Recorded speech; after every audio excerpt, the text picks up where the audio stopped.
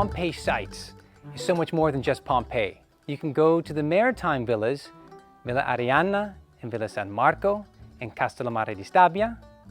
And there you also have a brand new museum that's called Libero D'Orsi in the Reggia Quisisana.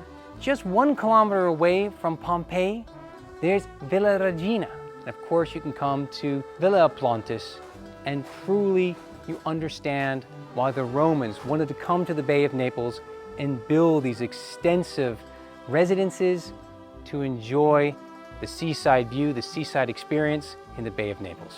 Let's take a walk inside this museum of Libero D'Orsi, and what you have is a great collection with so many artifacts that have never been seen by the public.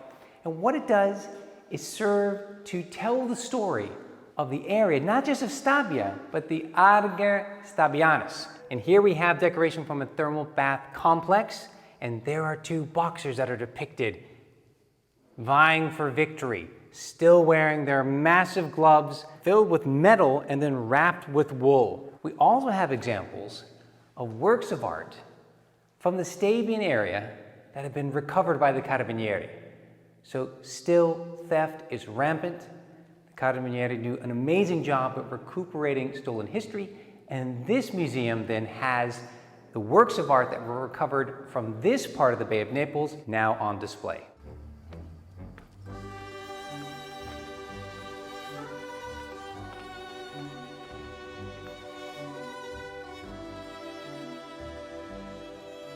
The landscape has changed because of Vesuvius, so we're not directly on the sea as we were in antiquity, but we still get this incredible vista and this connection to the Bay of Naples here at Villa Arianna. This grand, sprawling villa has a gigantic bath complex. It's what you'd expect at a seaside villa when you're coming for relaxation and comfort.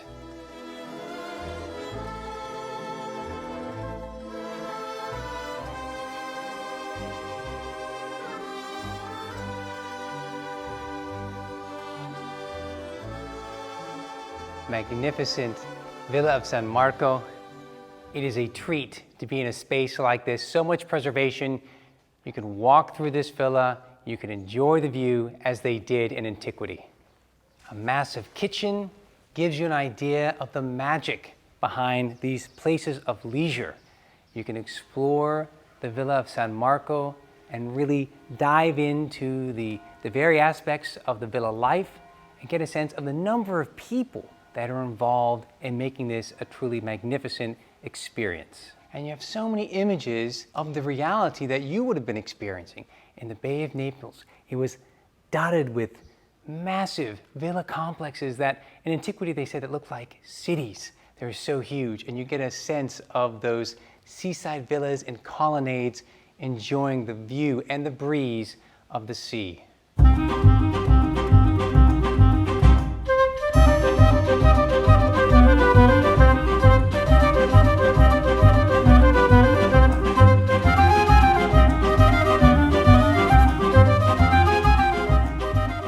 Villa Regina, this site here, just a kilometer away from Pompeii, gives you a totally different, unique experience.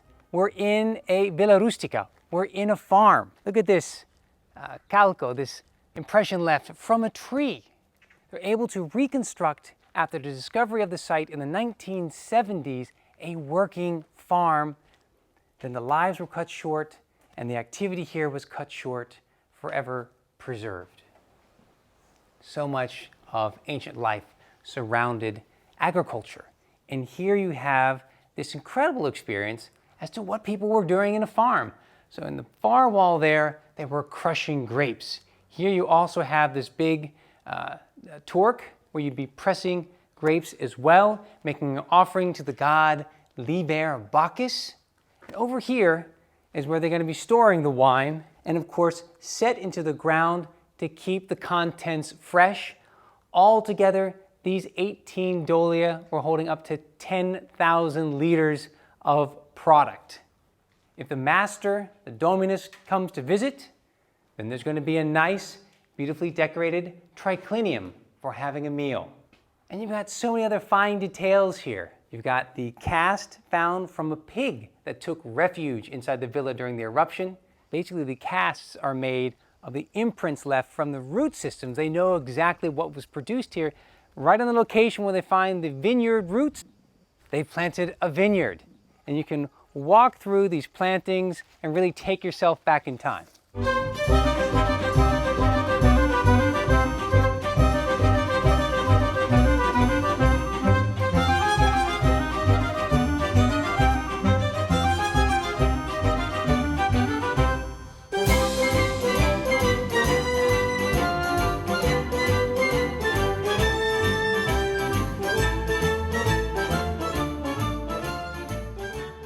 You can also travel to Villa Oplontis, this enormous, just impressive site, which is tied to the wife Poppaea, the wife of the Emperor Nero.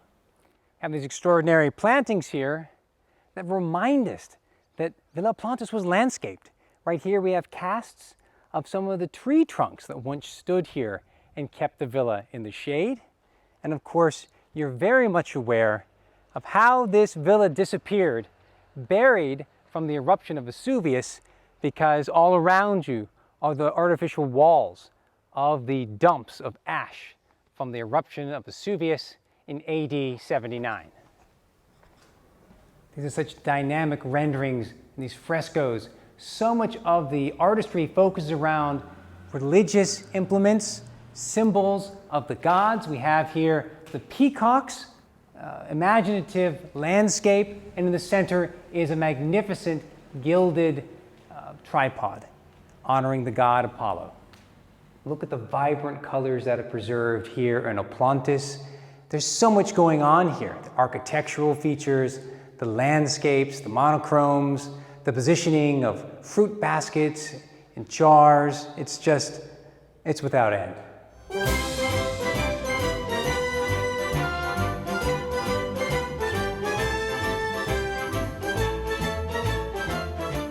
Take a look at this incredible view.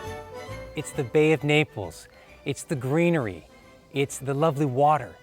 It drew the Romans here, and they constructed a series of pleasure residences to get away from Rome, to get away from the politics, and to really enjoy the beauty of the Bay of Naples.